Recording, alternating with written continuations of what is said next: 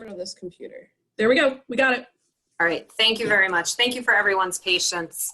Despite having a laptop, a desktop, and an iPad set up, nothing worked when it needed to. So thank you for your patience. No problem. So I think the first thing on the agenda is to go through introductions and election of chair. And then it'll be fiscal year 2021 capital projects update, review of updated capital planning policy, discussion of priority ranking system, recreation department presentation of capital requests, building department presentation of capital requests, discuss and set meeting schedule, and then the adjournment. So we can go, I'm not sure if folks want introductions here or not, and then also step into an election of a chair for this year for Capital Expenditures Planning Committee.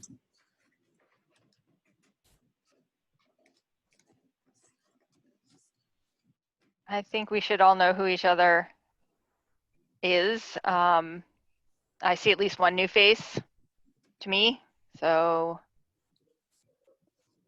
is there some way that we can just do a quick round of introductions? Sure, why don't we do that?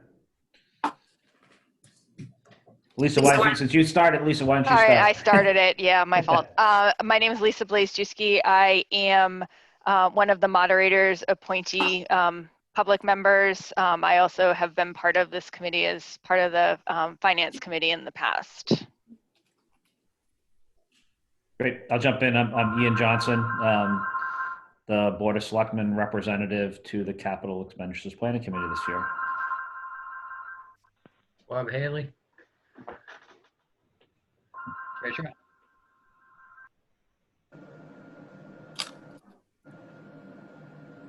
I'll go next. I'm Amber Bach, Superintendent of Schools. I'm joining as we move into a new process. Steve Durrett, a member of the school committee, former selectman, former finance committee, former planning board, and school building chair. And I don't think there's anything else I want to do. Andrew Bradley, I'm part of the Advisory Finance Committee.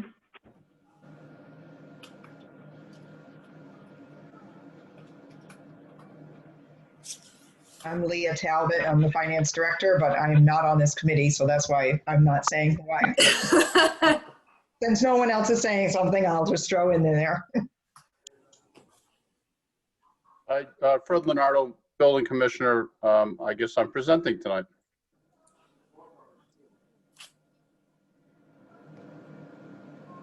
I'm Leah McLean. I'm a moderator appointment. Great. I'm Tim Kaler. I'm on the planning board and taking Jim Ball's spot, not replacing him, but I'm probably the new face. Hello, everyone. Hello. And then I'm Kim Foster. I'm the assistant. Have been bombarded with emails from me for the past few days. I think that's everyone. And I apologize because I'm getting a COVID message on my phone here at home. So I just got English and now I'm getting Spanish. Is that why my landline is ringing now all of a sudden? Am I getting one too? I bet you're getting it too. Everyone's, whatever line you have is probably going to be getting it. Oh, yay. So I think the next thing is for us to determine a chair for the committee for this year. So looking around, is there anybody that would like to be chair? Well, I don't know, but I would like to suggest, if Lisa is interested, that she be the chair, simply because she's been involved with this committee for a very long time, and maybe she might have a little more time than the rest of us. But that's not necessarily the reason why I did it. I think she would be a very good candidate, but I would hope that she would choose to do it rather than be elected to it and not want to do it. This is Andrew. If I second that, can we make her do it even if she doesn't want to? Well, wow. Funny you mentioned that, Steve, because Kim asked me earlier today by email if I wanted to do it, and I said, you know, I'm not sure that I do, but I actually want to nominate Steve. well, But I also did say that if I will not leave the committee in a lurch, so talk amongst yourselves. well, I would certainly step up to be vice chair, if you will, or whatever the title is going to be. But you know, I do think that you would do an excellent job, particularly since you have the finance committee background that goes back a number of years. Of course, so do I, but I'm not going to jump into something else. Yeah, and you were a selectman, and you were on the school building committee. You just told us all of your credentials. Well, I would definitely withhold Steve, as he and Andrew both, but I mean, Steve's chairing that Vales Building Committee right now, which is really hot and heavy, while he's also sitting on school committee. So in a form of protection, and also in respect to, I think, Lisa's knowledge, I would hope that she would take the position. And I think Kim's clearly going to anchor this while working with that person. So I don't think you'll be, I think it would be a nice partnership. Like everything else, there's a long joke here, but like everything else I seem to fall into in my life, finance committee, I guess I will go for it. Thank you for your confidence in me. And Kim, we will talk later about what the heck that really means I'm supposed to do. And Lisa, thank you for that. I mean, my take with Lisa or Leah, I think that the two moderator appointees, I think, are good folks to be as the chair of this committee. The rest of us are coming from other committees. I like the moderator appointee if either one was willing to do it, to be chair, because I do think it helps, provides more independence, et cetera. Not that I don't trust any of us that come from other boards. I trust us all explicitly, but it's just really a good opportunity, I think, for you know, one of the two of you to be in that role. So I heard the nomination. I heard the motion for Lisa and a second from Andrew. So is there any other nominations, or? Well, I did nominate Steve, like, formally, but looks like nobody's going to second that. I pulled him back from the ledge. Let's vote. That's all well and good, but just to let you know, I spent 6 hours today on town business and 4 hours yesterday. So oh my! I'm a little stretched. Ooh. Yeah. All right. Now and then I have to earn a living, but you know, I let Andrew try to do that for me. So I'm going to just finish up my role as chair here. So I'm going to call then for a vote on Lisa as chair. So all those in favor respond by saying aye. Aye. Roll call. Brad? Roll call roll vote. call. Ian. Sorry, I got to do that. Yep. Okay, roll call vote. And I think Create the order. I will do that. Leah, why don't I go to you first? Kind of going around my thing. Aye. Okay, Steve. Durrett, yes. Andrew. Bradley, yes. Who else? Bob is on the committee too, correct? Correct. Yep. Yes. And Kim, are you a voting member of the committee too? Or I'm not. No. Okay. And I will vote yes. And Tim, I believe while I'd like you to vote, I don't know that have been officially appointed yet. Is that correct, or? I don't know, Kim, where are we? I'll vote yes to approve. How's that? And if we need to change it to an abstention in the minutes, that's fine, or to vacate it. Perfect. All right. Okay. Yeah, and Johnson, yes, on my side, as I think I voted. So, great. Lisa, congratulations. Thank you. Madam Chair, Yes. I might make a recommendation Mhm. if the committee is interested in a vice chair, just given that we meet in a relatively compressed time frame in the event there were a meeting that you were unable to attend. If the committee wishes to have a vice chair who could step in, that might not be a bad idea. I would absolutely be open to having someone who has my 6 for sure. If Steve does not feel like he has the bandwidth to do that, then I would be happy to have Leah as my backup, as the other moderator's appointee, if that would. Well, actually, my appointing you protected me from having to really be a vice chair, so I don't mind being a vice chair. I know you'll serve. Okay. Okay. Fair enough. Then I mean, yeah. Who would like to nominate Steve, or do I just get to nominate him because I already nominated him originally? I think that's Dan. If you wish. Okay. Then would somebody like to second that or that nomination? Second. Bradley, second. All right. Do we have to do now? Do we have to do another? Yes. Since I have never done a town meeting on Zoom, Zoom. in Yes, my everything- life yet, everything has to go name by name by name. Okay. So I'll just go around as people are arranged on my Zoom screen. That's fine. Okay. Tim, if you'd like to say your piece, even though we don't know if your vote counts, please do. Yeah, I'd vote to approve. Okay. Ian, Yeah, Johnson, yes. Bob, Yes. Leah, McLean, yes. Andrew. Bradley, yes. I vote yes. Steve, would you like to vote or would you like to abstain? No, I'll vote. Okay. I can't abstain. That would mean I didn't want to do it. Ian didn't tally my vote for me to be chair. Just might want to note that. Yeah.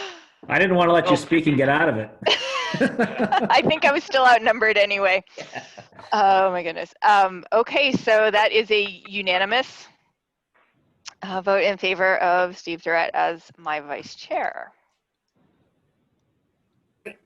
Okay. I have no idea what I'm doing, but I guess I'll move to the next item on the agenda. Lisa, unless you want to steer this meeting, Kim. I'm happy to, and then going forward, we can figure it out. But sure. Basically, thank you. The next item, I just wanted to really draw your attention to the capital articles that this committee approved last year, this time. As many of you may remember, the June town meeting, we scaled back the number of articles that were taken up considerably given the financial, a lot of financial unknowns at the time. We are bringing those back around. Town meeting is at 10 a.m. on Saturday. These are the articles as they were approved by this committee in the past. I really just wanted to draw your attention to the fact that they'll be taken up Saturday and encourage you to attend if you weren't already planning to do so. And I don't know if anyone has any questions, but again, these are the articles that this committee approved last, I believe it was December, and they went into our capital plan and the capital budget.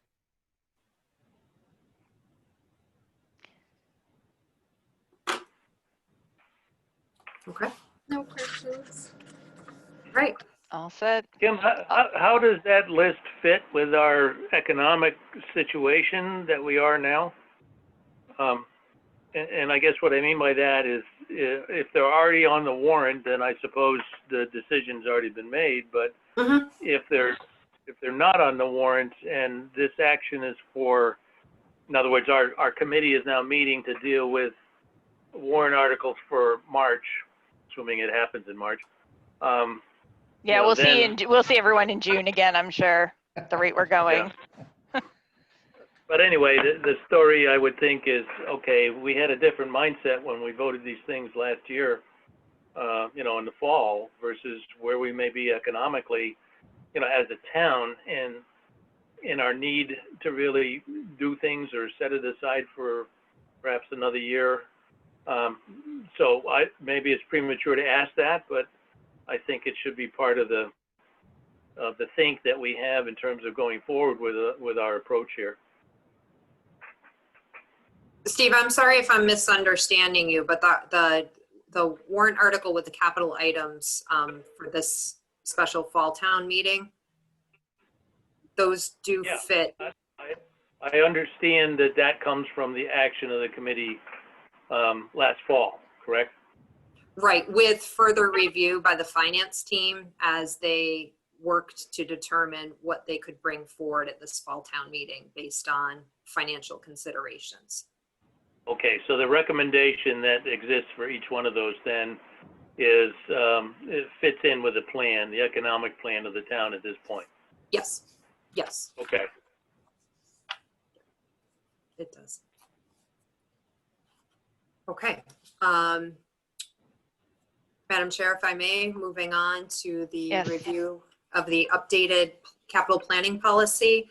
I had distributed that, and I don't know if how many of you may have followed, but this actually, let me step back. We were talking about this when we were meeting last year, that we intended to update the capital planning policy in time for this cycle, working through the finance team, and then ultimately bringing the policy forward to the Board of Selectmen, public discussion at a couple of selectmen's meetings. The policy was approved in early September of this year.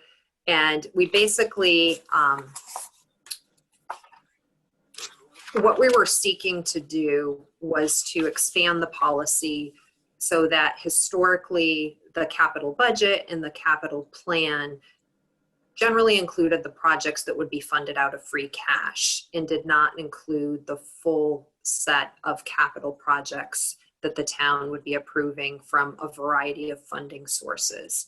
So I think the primary difference is you'll see it spells out, first of all, it defines what meets the capital project threshold. So that's defined, there are criteria. And then it also talks about that these are all town and school projects that meet those criteria regardless of funding source. So what you'll see, I think this year will be a good start.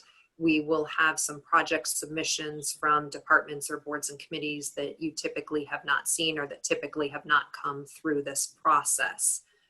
Things like the library building project, you'll be hearing from the library. They'll be coming in to provide you with an update on where that project stands. And we've also included, land purchases and some other things that have not historically, they've made it on as warrant articles, but haven't come through this process. So I think this first year we'll see the plan expands, and I would expect it's going to be a year or two before I think we really get it to where we're all inclusive and have it where we want it to be. The policy also addresses it talks about a little bit about the process. One of the things that's not in the policy, but you probably saw if you looked at the other documents that I distributed, we have updated the project request or project detail sheets that departments are submitting. In the past, it was a 3-page document. We condensed that down to a single page, trying to get, I think, more succinctly capture all of the information that the committee needs to evaluate the project. And ultimately, this becomes part of the budget document. The capital plan has its own section in the budget document. Again, I hope you had a chance to take a look at the link and see the final, the final version in the current year budget, the FY21 budget. That looks different than it has in the past, and we're trying to continually update that both from a communication tool, transparency standpoint, and this is really, we're trying to follow the Government Finance Officer Association best practices around capital planning. So again, I think we're making great strides. It'll take a little more than just this cycle to get us where we hope to be. Based on that, I don't know if anyone has any specific questions about the policy. Okay. All right. Kim, I'm sorry. Yep, I'm sorry, this is Andrew. Sorry about that. So didn't see any mention of what we're in the policy, and maybe it's just the wrong place for it. But I keep coming back to this idea that we were going to keep track of all the capital assets in this in a single location, and I believe that there's a reason to at least refer to that in the policy document, just because it should become the gold standard of what our capital inventory is, so to speak. But even if it's not in the policy document, is that something you can speak to as part of what we're planning? Actually, Leah, are you still on? Yes, I am. Can you speak to that we already are tracking? So Andrew, as far as what I track, as far as town accountant wise goes, I mean, I've been tracking capital assets for a number of years now. GASB 34 came out, it seems probably about maybe 10 years ago, easy. So the town already tracks all of its capital assets. That's excellent. Thank you for letting me know. But I think when I heard this conversation brought up last year, there was a conversation about having some visibility as to what that looks like, so that we can understand really. We talk about $1 million budget on an annual basis, but that $1 million is not entirely realistic sometimes if things that don't make it to the capital plan just end up falling over to the warrant. So I think the idea was to be able to look holistically at the capital inventory when things are aging out and what the strategy is for replacement, and putting that into a single place that's visible. Is that something, do you have it in a way that's digestible for this committee? I can try. I mean, I don't. Right. I'm That's not really sure that it's digestible for this committee. I mean. Right. And I see that's really the role of the departments and the committees to monitor that in terms of identifying what needs to come forward to this committee for evaluation. In my experience, once we start building a more comprehensive capital improvement plan and including all of the things that you mentioned, Andrew, the things that aren't in that $1 million bucket of funding and have traditionally spilled over, while they may still be separate articles, they will now be included in our capital plan.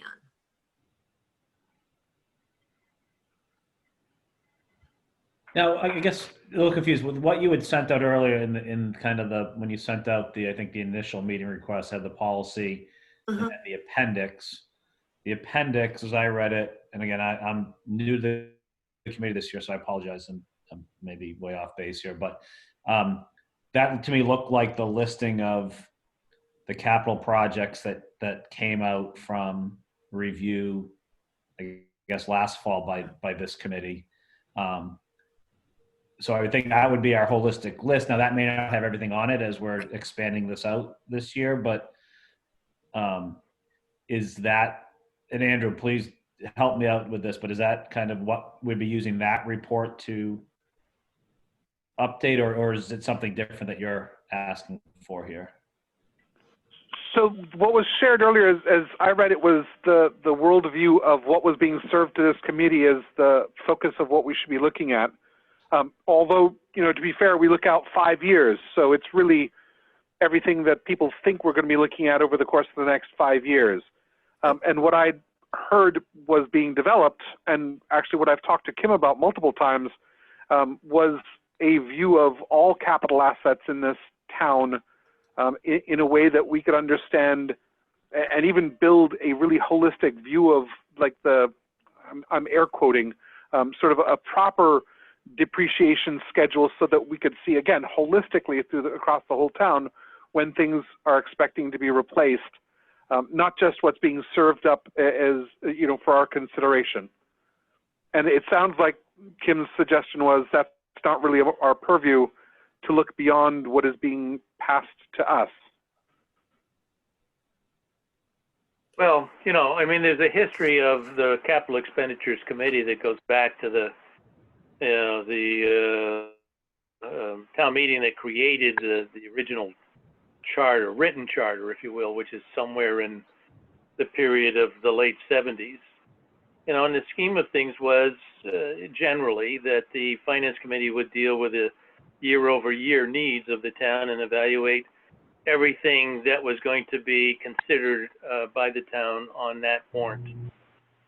Then the concept of good municipal planning took account of the fact that a capital expenditure committee should look at a longer term thing and be able to present to the town via the finance committee what future needs would be that would help the town steer itself to, you know, some kind of consistency in terms of what happens and goes before the town at town meeting. And I think that is still a need of the committee. However, in my own opinion, the concept of the capital expenditures committee being stuck to a dollar amount in a year just because that we know if we did more than that, we're going to be in trouble.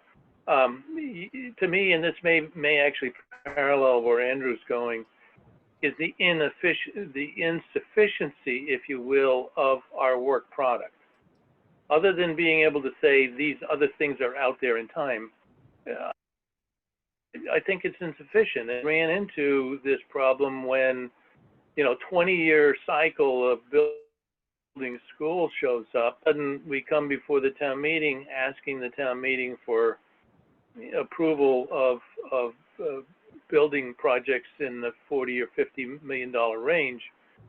And, you know, even then, our committee has been struggling with trying to keep to that dollar amount for the failed school, only because we know that there is no other money out there for us to get.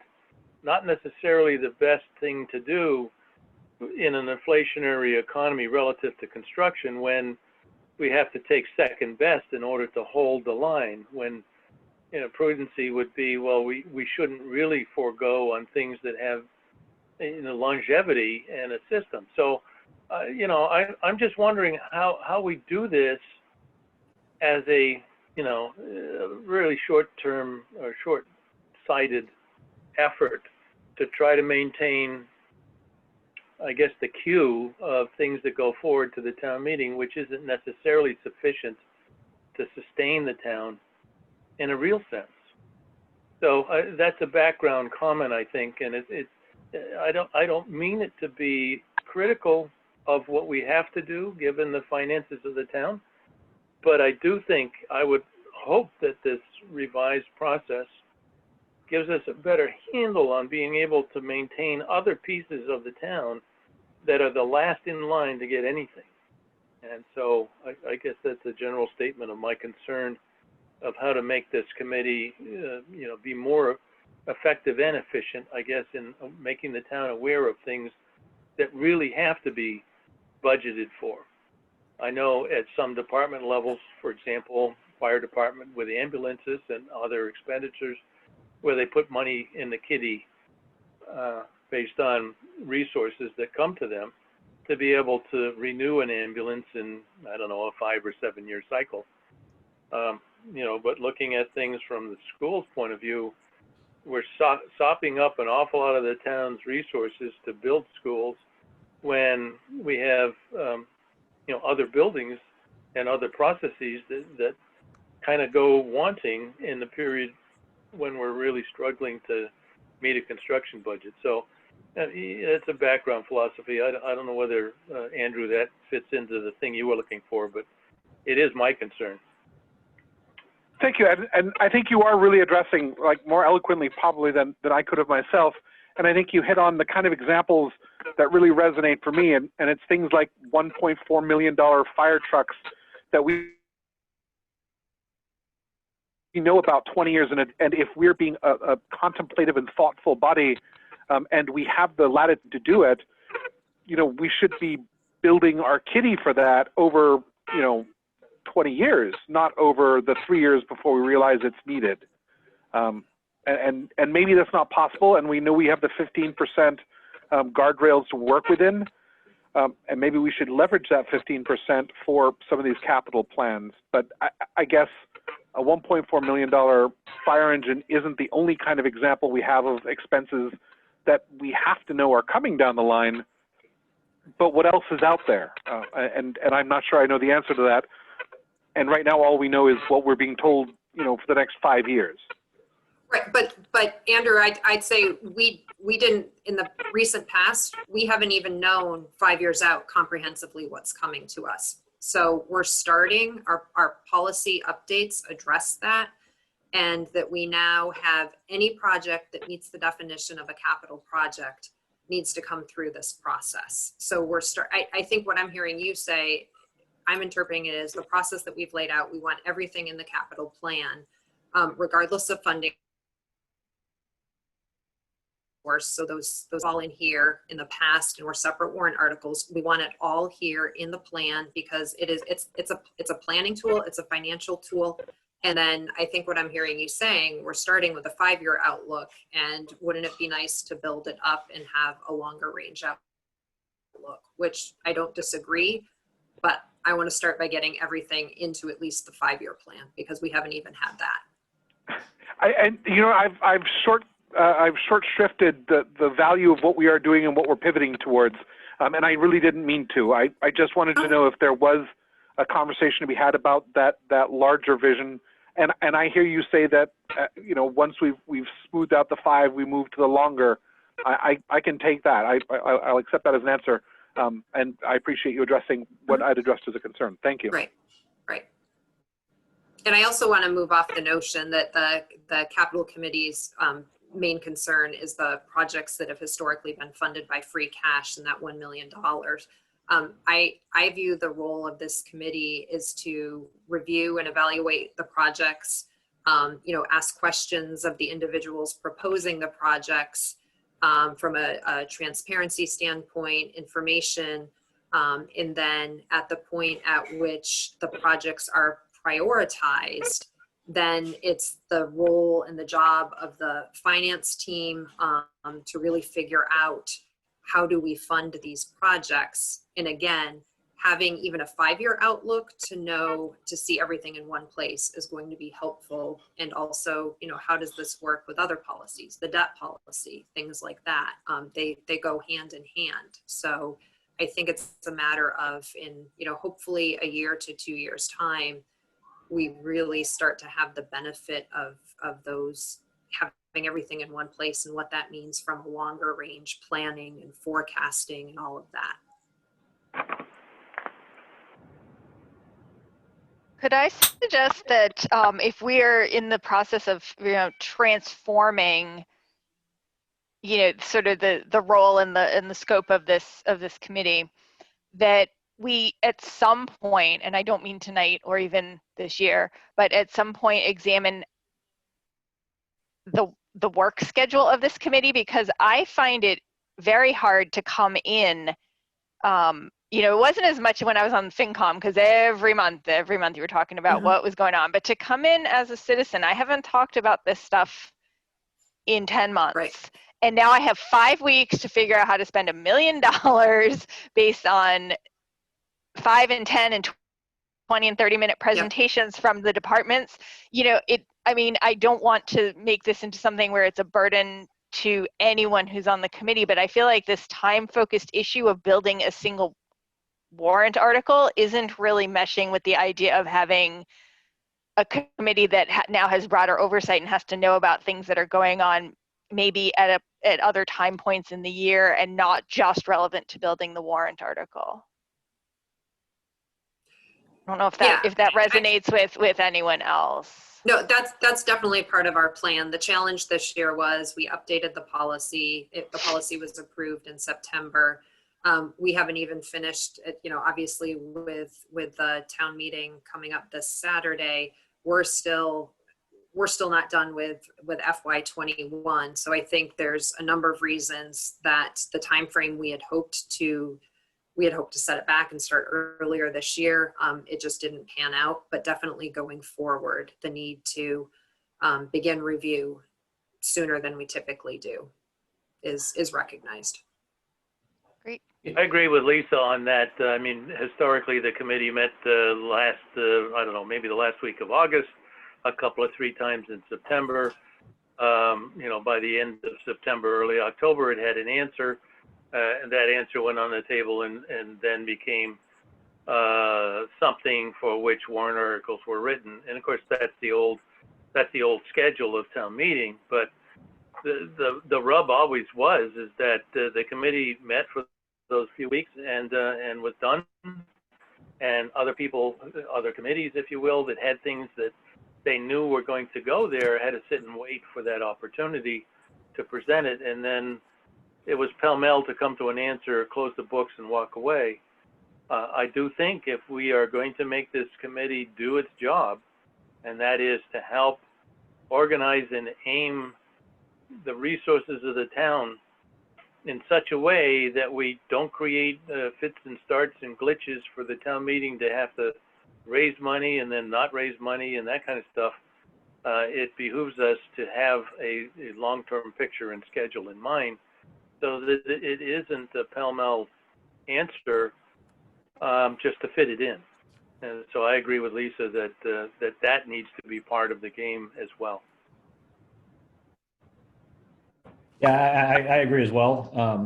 And I think it's one of the things that's about too is that, and I think Steve was you had the set schedule and in a matter of months you were done, and then you came back, 9-10 months later to do it again. I think with this process, things come up all the time, and if it wasn't in the schedule for just kind of annual town meeting, then the capital expenditures planning committee didn't get involved. And I think the future of this will be that we will meet if new things come up, because one of the things we know is that 5-year plans are difficult, 20-year plans are really difficult in getting there, but even 1-year plans, we will hit speed bumps and changes and things will happen that will need to be addressed. And so I think from a committee standpoint, there is not as much of a set schedule as we may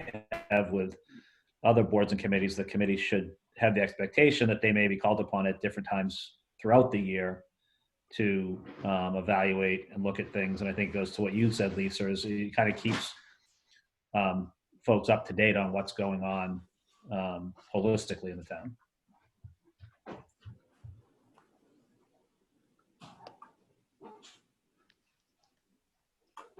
Okay, are we ready to move on to the next item? Recreation Department presentation, or do we have any other discussion of, actually, wait, we never discussed the priority ranking system, did we, Kim? No. Oops. So that's something after we updated the policy, some members of the finance team, we've been having discussions about the effectiveness and usefulness of the rating system that has been used in the past couple of years. And I emailed something this evening. I know people haven't had a time to digest it, but we're proposing for this cycle to use a categorical prioritization. So if folks want to look at that between now and the next meeting, we can have some discussion. The challenge with the rating system that we were using, it would come up with a numerical score, but we didn't have, scores weren't categorized. I think they were highly subjective and lend themselves to a lot of projects being very clustered score-wise and an arbitrary cutoff of what was or wasn't funded. Again, if these are intended to be recommendations to help the finance team make decisions as they're working on a larger budget for the town, the prioritization puts things in categories. And again, we can talk more about that next week, but I'd ask folks to take a look at that. What I'd like to potentially consider moving to in time, but it takes some time to develop it, is if we use a numerical rating system, that it would be weighted. And I think it just requires more time to develop it, and then discussion with the committee about how to use it so there's consistency and remove some of the. So Kim, am I right in reading that the proposed idea has 3 priorities, 1, 2, 3? Yes.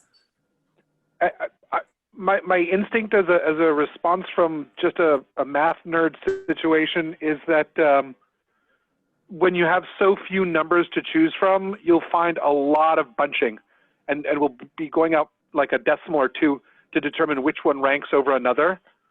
So just so that everything doesn't look so similar, I'd see if we couldn't find a way to stretch it a little wider than just 3, just so that things don't bunch so closely.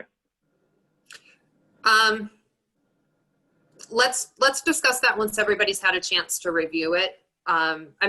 We can certainly discuss other things. That's many of the systems that are out there, the capital planning that uses a categorical uses those categories. And they're intended to be defined so that hopefully it's clear. There's some, I guess I just don't want to get too far into the discussion if everybody hasn't had a chance to read it. Totally fair. And Kim, just so I understand, if I hear what you're saying though, when you say categorical and with those things, is that meaning the old way was the numeric system, I think 1 through 5 or whatever, and then the numbers? It sounds like here that the numeric system is not being used. It would be a categorical system. Yep. So, I mean, yeah, I read through it quickly. I didn't get a chance. So knowing that, let all of us, I guess, can read through it and then discuss it more at the next meeting. Great. Okay, so with that, Lisa, I think we're ready for the next agenda item. Okay, so I see that the Recreation Department presentation is next up. So you have the floor. Great, thanks. My name is Jen Kirkland. I'm the Recreation Director here in town. And so I'm here to talk tonight about my request for $25,000 for part of the construction costs that it would cost to build a dog park. So just stepping back a little bit, we had over the last few years or so, we've had a few informal requests about if there were plans to build a dog park. You know, did we know that the town didn't have one? And then the town passed some pretty strict leash laws. So currently there's no public space for dogs to be off leash. So then the inquiries got a little bit more serious. So I started to do some research, looked at what other towns had done that have dog parks. And I found that almost all of them went through the Stanton Foundation grant. The Stanton grant will pay for almost the entire project. It pays for 100% of the design costs, and it pays 90% of the hard construction costs. So that extra 10% is what I'm here asking for tonight. They make towns do that because they want towns to have some skin in the game. So they want towns to produce 10% of the money so that they know towns are serious, that they're going to take care of the parks. They are really invested in dogs and dog parks. They want them built a certain way. They want them built well. They want them maintained. So just, you know, if you're unfamiliar about what a dog park is, it's basically a playground for dogs. It's a park where dogs can go off leash. Typically, dog parks are separated with areas for big dogs and areas for small dogs. This is not a drop-off kennel. Owners would have to stay at the park with their dog the entire time. Location of the park is still being determined. We did identify a parcel up at the state hospital that would be pretty ideal, but as we move further in the process, we would definitely open this up to get, you know, residents input, you know, maybe kind of take some opinions on where people think they would like to see a dog park. But this one parcel up at the state hospital is kind of where we're looking right now. So who will maintain and take care of the park? That would come into the Recreation Department's portfolio. We maintain playgrounds, fields, pickleball courts, tennis courts now, so this would just be another facility for us to take care of. The research that I've done, they're very low maintenance. Once dog parks are built in towns, the users want to see them stay and want to see them kept nice, so dog owners are very good, I hear, about, you know, picking up after their dogs and so on and so forth. They're very low maintenance. You know, maybe you have to empty the trash, maybe provide, you know, waste bags for people, but other than that, very low maintenance. And so like I mentioned, this will be funded hopefully almost primarily through the Stanton grant. The first part is to apply for the design grant, which they will fund 100%. After that, we apply for a construction grant, and like I said, they will pay for 90% of those costs up to $250,000. And moving forward, they also offer capital improvement grants. So they, like I said, they want to see these parks, you know, stay nice for the long haul. So you can apply for capital improvement grants after 12, 18, and 24 months. So the program is really good. A lot of people have used it. It sounds like it's easy to apply, and they want you to be approved. So that is what I'm here to ask for tonight. So I'm happy to answer any questions. Anyone has any? Hi, Jen, this is Andrew. Hi. Are there any liability costs that need to be carried as a particular part of owning a dog park? So not anything extra. It would be similar from my understanding of talking to other towns, the same kind of liability that we would have at a playground. So if a kid falls, you know, and gets hurt at a playground, the town is not liable or has insurance. Maybe Kim could probably talk, but it's the same idea as a playground. Thank you. I mean, not a question, but a comment. I mean, I think I've been a proponent of this for a while.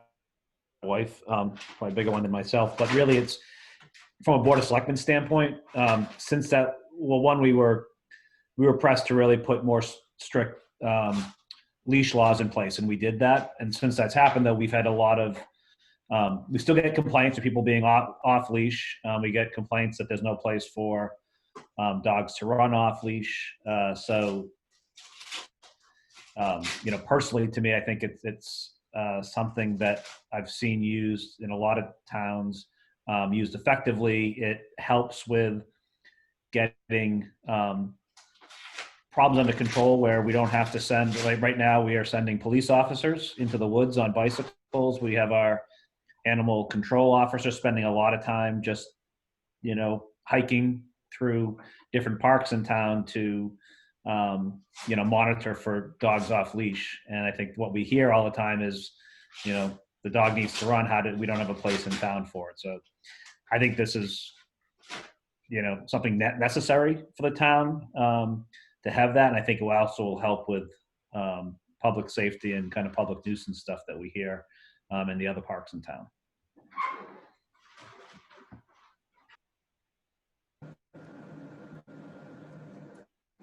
Kim, are you?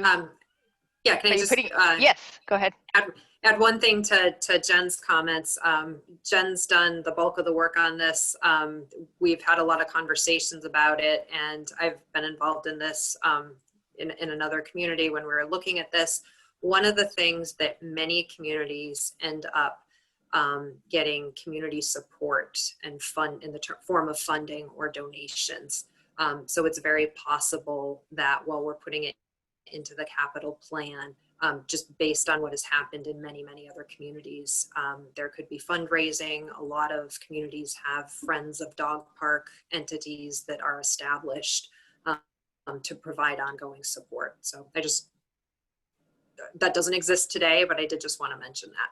Yeah, and Kim's right. So even just at our other facilities, like the new pickleball courts that we just built, even the cricket pitch, even if there isn't one right now, once we open the park or the tennis court, in this case, or the cricket pitch, almost like an organic group of frequent users sort of emerge as unofficial kind. They help us with, like at the cricket pitch, there's one gentleman who helps me with scheduling. He kind of knows people that want to use it. So, and I've heard that is exactly what happens at dog parks as well, that a kind of an organic group of frequent users emerge to help either maintain the park or, you know, eventually get to the point of becoming a friends of and fundraising and helping with maintenance costs and things like that. How did I not know we had a cricket pitch in town? It's an Right, that's awesome always site too. It's great. Where is it? That Hennessy Field. Hennessy Yeah. Field. It's great. Yeah. It's always busy. You can take your Okay. chair and go watch. It's really fun to watch. It's very fun. I have a couple of neighbors who, or a neighbor who has during lockdown has, right after dinner time, is always out there playing with his 2 kids on the street. And so I have my own personal cricket team here in my neighborhood. That's great yeah, to I have know. one too. I just want to comment. I think it's a great project. And it's fabulous that obviously is well vetted and robust, as well as something that so many people in the community, as Ian said, have been asking for, and kind of reaches a whole other constituency of people who are here because this is a dog loving town. So, you know, I think it's just a total positive. So well done. I'm excited for it. Lisa, can I ask a question? Absolutely. Jen, I'm just curious. Kim mentioned about fundraising and things like that. Is it possible to derive some of the money for part of the 25,000 from fundraising, or does the 25,000, that 10%, have to come from the town coffers? No, it can in be order. it can be from fundraising. Yep. Okay. It just can't be like in-kind services. You couldn't have someone say, "Oh, hey, I'll do the digging for free." It has to be actual cash, but from wherever. Okay. So if a local group wanted to donate $5,000 towards the 25, that would be acceptable to the donor to allow that to go in towards the 10%. Okay. Thank you. That sounds to me very much like when, say, the fire department comes with a request and they say, well, yeah, we need 200,000, but we're applying for a grant. And then by the time it comes up on the warrant, the actual ask is, say, 150,000. So that's nice to know that we have that option. So I'm curious, is there a projected timeline as to, you know, applying for the grant, finding the location of the land, and then construction? Yes. So they want you to kind of be within a like 2 to 3 year time period. So the first, and they go on a calendar year to start. So the first step would be applying for the design grant, which I hope to do that early 2021. I need a drawing to be done. So I have a couple of emails out to people trying to get that done. And then after you apply for the design grant, then you get a design done, you submit a design, bid documents ready. So end of 2021 going into 22, I would be able to, well, depending on the timing of this funding too, that might, because this is FY23. So I would need something that says, as part of my grant application, that says that the town that we have this $25,000 or 10% of the cost to go with my construction application. So I do plan to apply for the design grant sooner rather than later. And then the people at the Stanton Foundation said they like, you know, within a 2-year time frame, but are willing to work with towns and municipalities because they understand town meeting process, budgets and things like that. So as long as we stay in touch with them, if we had to push it out a little bit further, they would work with us. They just don't want to give people the money for a design grant and then never hear from them again. Okay. That's how it was sort of explained to me. Awesome. That's great.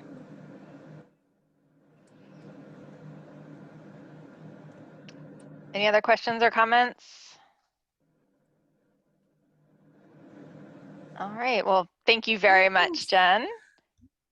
And we can move on now to our next agenda item, building department. Sure, thank you. So the building department, I'm representing the building department, Fred Leonardo. Typically, we haven't come in front, or at least in my tenure, a little over 3 years, we haven't come in front of the financing for vehicles specifically. Normally, or in past practice, we've gotten hand-me-downs from specifically the police department. So we have 3 vehicles in the inspectional services fleet, if you will. 2 of those vehicles are the old Ford Vic Interceptors. those have definitely gotten to their useful life. The oldest one is an 05, 2005. It's got quite a few miles on it, and it has a variety of things wrong with it. So it's there, but it's definitely on its last legs.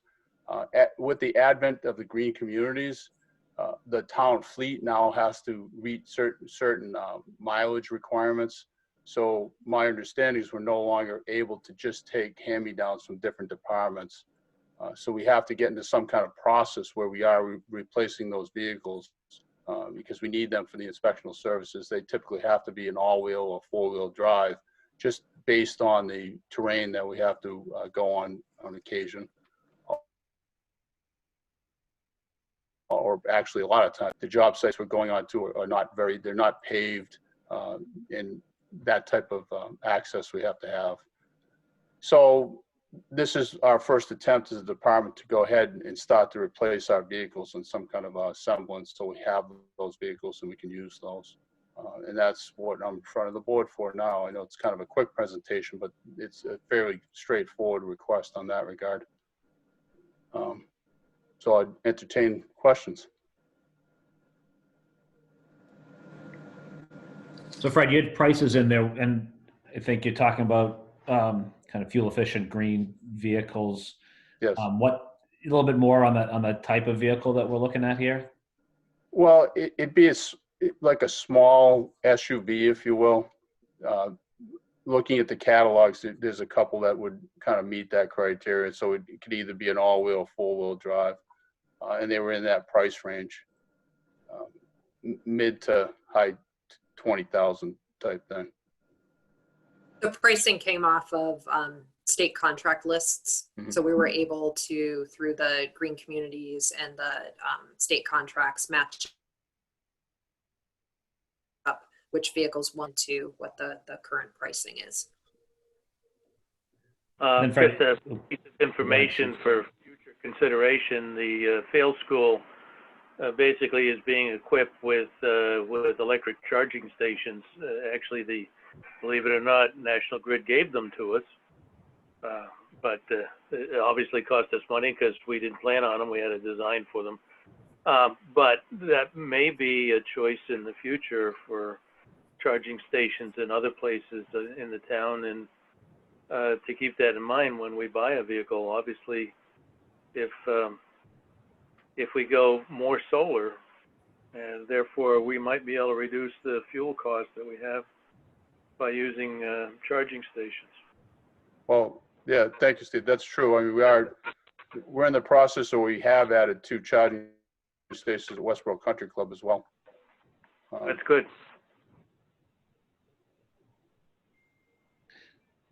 Fred, a follow-up question of mine.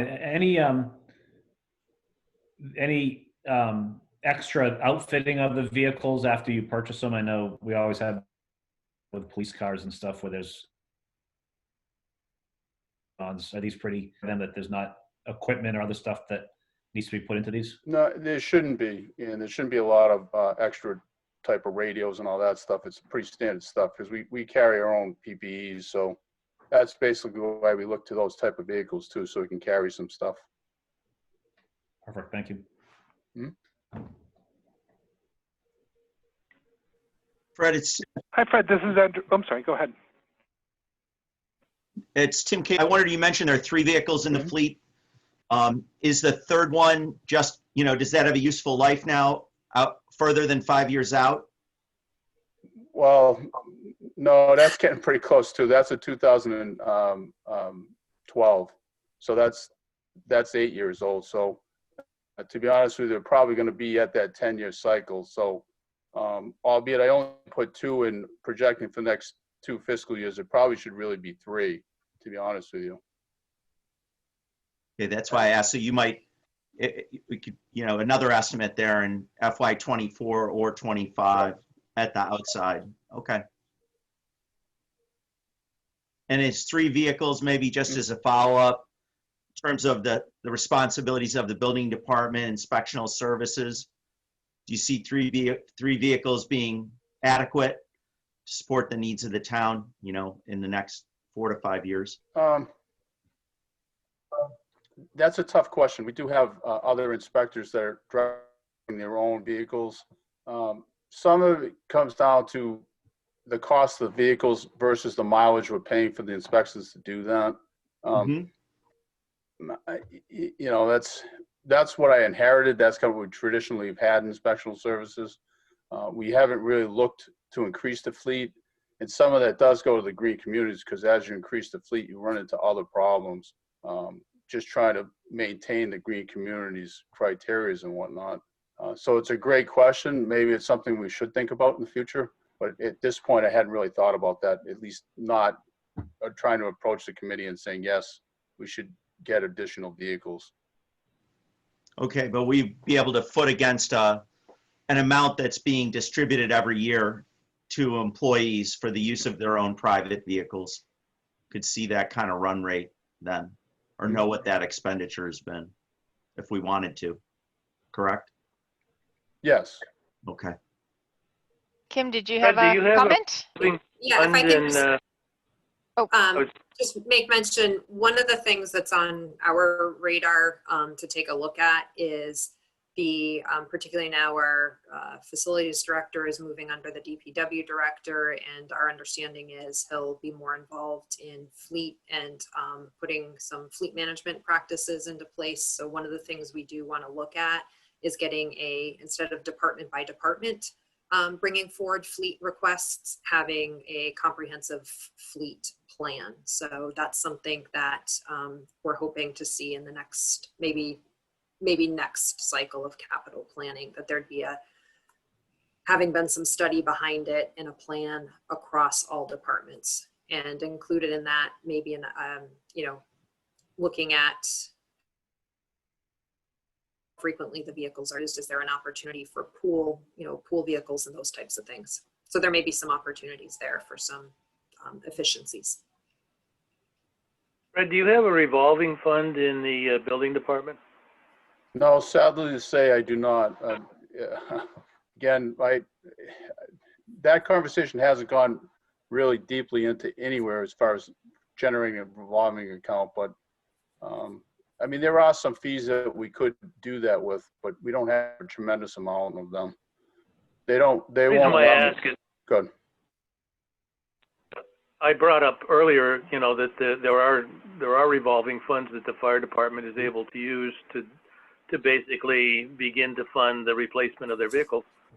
And, to the extent that there is incoming revenue to the building department, that, maybe that's a way to build a kitty so that, instantly your department carries may be for replacement of vehicles.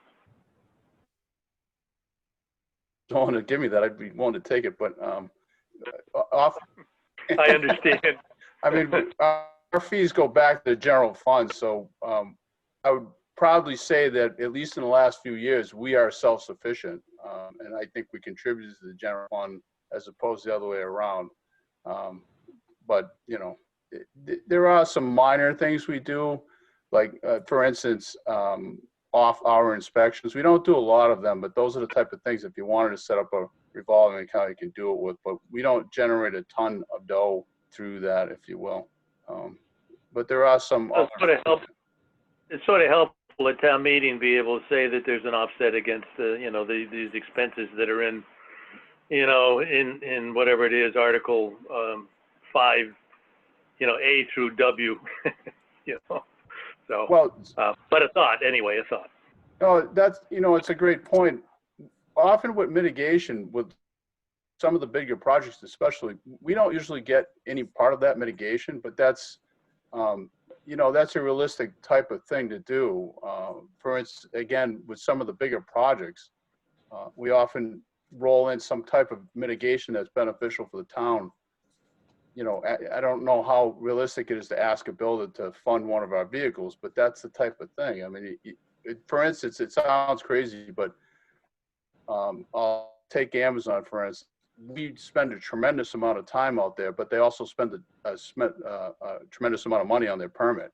So, to then ask them also as part of the mitigation to maybe fund partially a vehicle or something like that. I mean, it's not beyond the realm of possibilities, but Yeah, I think we would use a little finesse in that and say, okay, a percentage of what the fee structure is going to go into the vehicle replacement revolving fund, or, you know, something else. But like I said, it's always nice at town meeting to say it's offset by a certain process that we have that sort of, you know, isn't just a list of $25, $35, $45, $55,000 vehicles come up every few years. Mhm. So, just a thought. sure. Tom, this is Andrew. Your request sounded in a lot of different ways like the assessor's vehicle that was asked for last year, in terms of the need for it to be, you know, more green.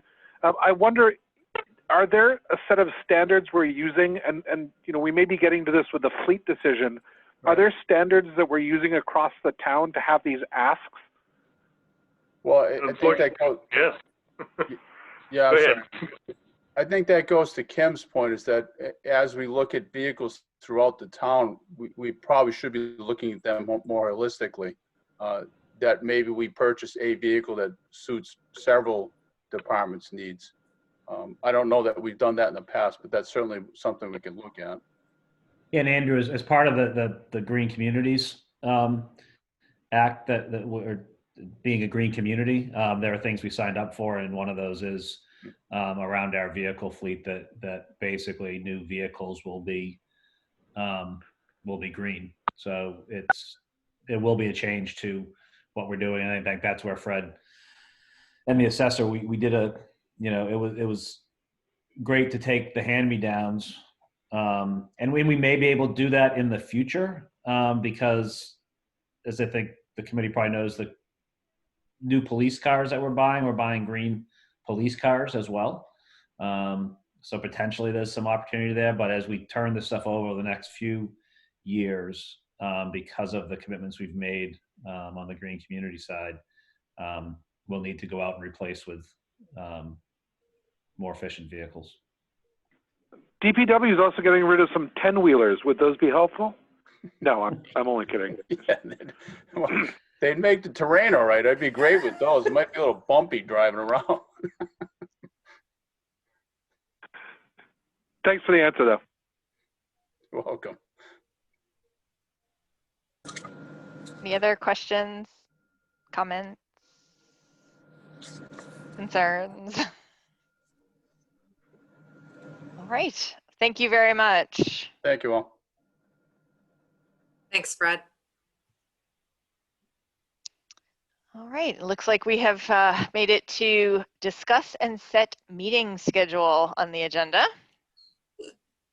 Kim, Okay. I Back assume to this is you. Sure. Yes, back to me. So again, I just want to preface this with, I understand our compressed meeting timeline is not ideal.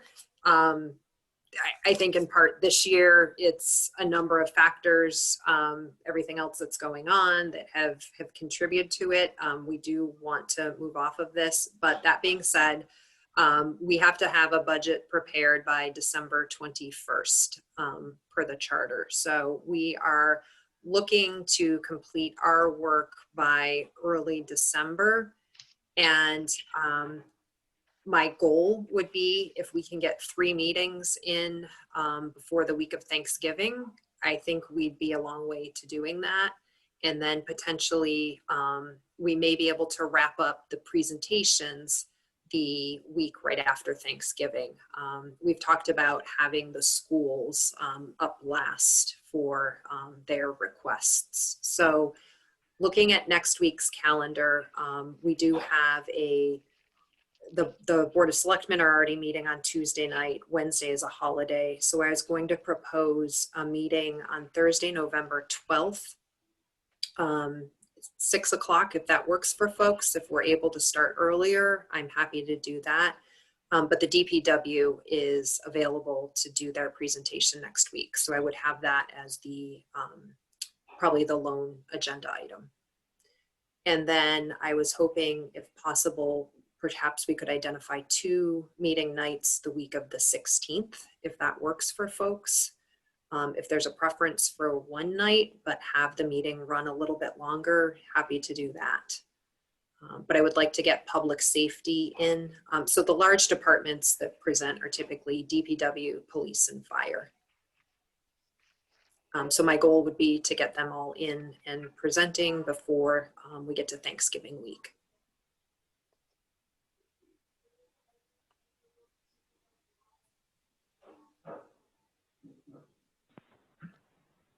I think one of the issues that I will have is a matter of other conflicts plus work. So I can't make next Thursday, but that doesn't mean the committee shouldn't go forward. But for me, Wednesdays are tough, and particularly every other Wednesday based on school committee. And building committee happens at 4 o'clock in the afternoon, but we're open for a number of weeks now. So I don't know, I would suggest a Monday, knowing that it wouldn't conflict with many other meetings. Although I hate to offer it, is maybe an early morning meeting on a Friday. I know there aren't any conflicts at that time either. You know, particularly if we can. If morning meetings work and folks want to consider that, I'm more than happy to do that. Yeah, well, I don't mind them as long as we can keep them short, like an hour, at worst case, an hour and a half. But, you know, just a thought for people. Particularly given that we're meeting remotely, sometimes that helps with scheduling. I mean, personally, Mondays work great for me. You know, one suggestion, I know you mentioned 2 the following week, trying to stay off of Thanksgiving week, but I guess I'd throw up We could meet the Monday of Thanksgiving week, so like the 12th, 16th, and 23rd. I don't know if that works for other people. We can't do the 12th. The 12th, I'm sorry, the 12th is Thursday. Yes, Right. okay. The 12th, the 16th, and the 23rd. Yeah, I can do the 16th and the 23rd, and it could be the evening or the morning if you wish. I can do both of those dates. The chair is not a morning person, but if that is better for the committee. Tina, aren't you glad you're chair? That's fine. If we're able to do the evening meetings and do those 3, the 12th, the 16th, and the 23rd, I think we'll be able to make very good progress. Leah and Andrew, how do those work for you guys? Bradley here, I'm good for all of that.